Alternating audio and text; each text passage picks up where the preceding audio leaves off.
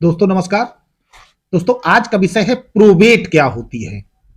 अक्सर हम देखते हैं लोग चर्चा करते हैं और कि प्रोबेट करा लो, इसके बारे में लगभग जानकारी नहीं हो पाती है लोगों को, क्योंकि अपने देश में बहुत सारे लोग ऐसे हैं जो विधिक रूप से अभी उतने शिक्षित नहीं है जितने होने चाहिए। तो दोस्तों आज एजुकेशनल पर्पज से हम प्रोबेट की चर्चा करेंगे कि प्रोबेट होता क्या है।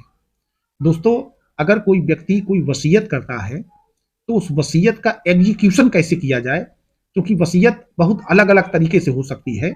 वसीयत में बहुत सारी चीजें लिखी जा सकती हैं कि इस प्रॉपर्टी को, वसीयत माने इच्छा पत्र, माने कोई व्यक्ति अपनी मृत्यु के पूर्व अपनी संपत्ति का किस तरीके से व्यवन करना चाहता है, कैसे चाहता है कि किस तरीके से उसकी संपत्ति बांट दी जाए और किनको दे दी जाए।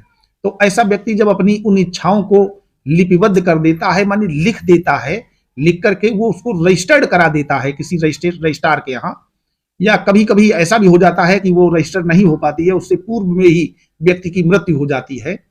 तो ऐसी वसीयतों का जो एग्जीक्यूशन है, एग्जीक्यूशन माने उनको कैसे अप्लाई किया जाए। जैसे वसीयत में लिखा है कि फला फला संपत्ति फला व्यक्ति को दे दी जाए, तो उस व्यक्ति को कैसे मिलेगी, उसको उसका तरीका भी है। तो उसका तरीका प्रोबेट है। दोस्तों अपने भारतवर्ष में एक अधिनियम है संपत्ति नहीं, सॉरी, संपत्ति नहीं, उत्तराधिकार अधिनियम।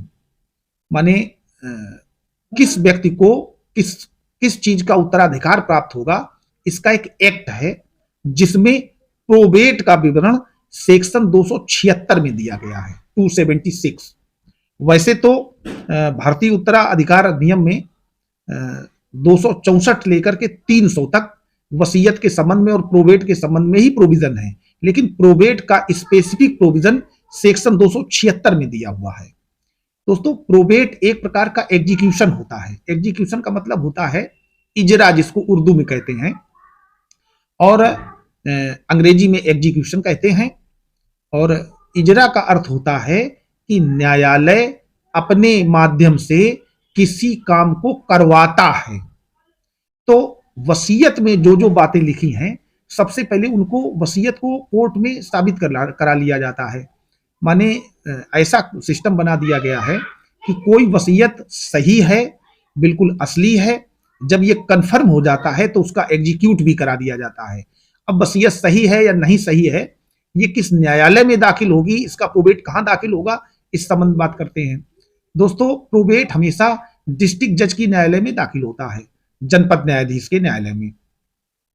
और जनपद न्यायाधीश उस प्रोबेट का जो सर्टिफिकेट है वो जारी करने के पहले जो राज्य सरकार है और जो अन्य पक्षकार हैं उनको एक नोटिस भेजते हैं, और उसका पेपर में प्रकाशन कराया जाता है, इश्तहार जारी होते हैं।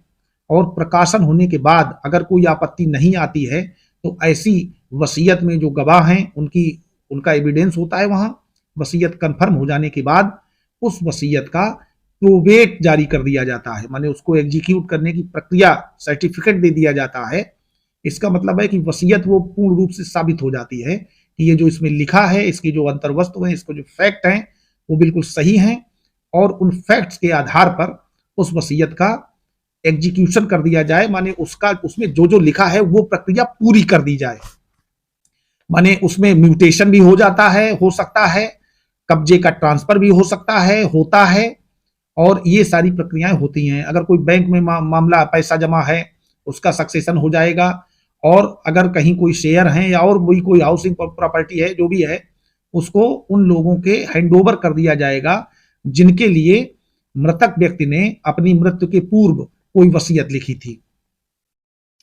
दोस्तों मृत्यु के बाद ही प्रोबेट का प्रोग्राम होता है, माने प्रोबेट जारी तभी होगा, प्रोबेट का सर्टिफिकेट जारी तभी होगा जब वसीयत करने वाले व्यक्ति की मृत्यु हो जाती है।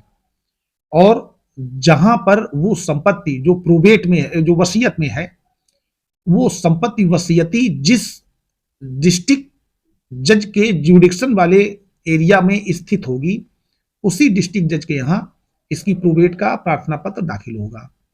दोस्तों ऐसा मैंने इसलिए आज बताया कि अधिकांश मामले हैं जिनमें वसीयत तो है लेकिन वो एग्जीक्यूट नहीं हो पाती, और बाद में झगड़े उत्पन्न होते हैं। पता चला कि वसीयत आज हुई है और 2 दिन बाद किसी की डेथ हो गई है। उस डेथ हो जाने के बाद प्रॉपर्टी में रेवेन्यू रिकॉर्ड में म्यूटेशन नहीं हुआ। रेवेन्यू रिकॉर्ड में म्यूटेशन का मतलब है कि किसी जमीन का दाखिल खारिज नहीं हुआ। अगर किसी मकान की वसीयत है तो उस मकान का जो नगर निगम में पूर्व में वसीयत करने वाले व्यक्ति का नाम दर्ज था उसी का दर्ज रहा। जिनके पक्ष में वसीयत हुई है उनका नाम दर्ज नहीं हुआ, बैंक से उनको पैसा नहीं हैंड ओवर हुआ। तो ऐसी स्थिति में प्रोबेट करा लेना सबसे बेहतर है। और प्रोबेट कराने में बहुत ज्यादा कोर्ट फीस भी नहीं आती है, नॉर्मल कोर्ट फीस है उसकी। तो दोस्तों मेरी राय है कि बात अच्छी लगी होगी, और अगर इसमें कोई शंका समाधान करना हो तो कमेंट्स बॉक्स में आप पूछ सकते हैं। अगर हमारा चैनल आप लोगों को अच्छा लगता है तो हमारे चैनल को सब्सक्राइब करिए और हमारे वीडियो को ज़्यादा से ज़्यादा लाइक करिए और अपने दोस्तों के साथ शेयर करिए। धन्यवाद।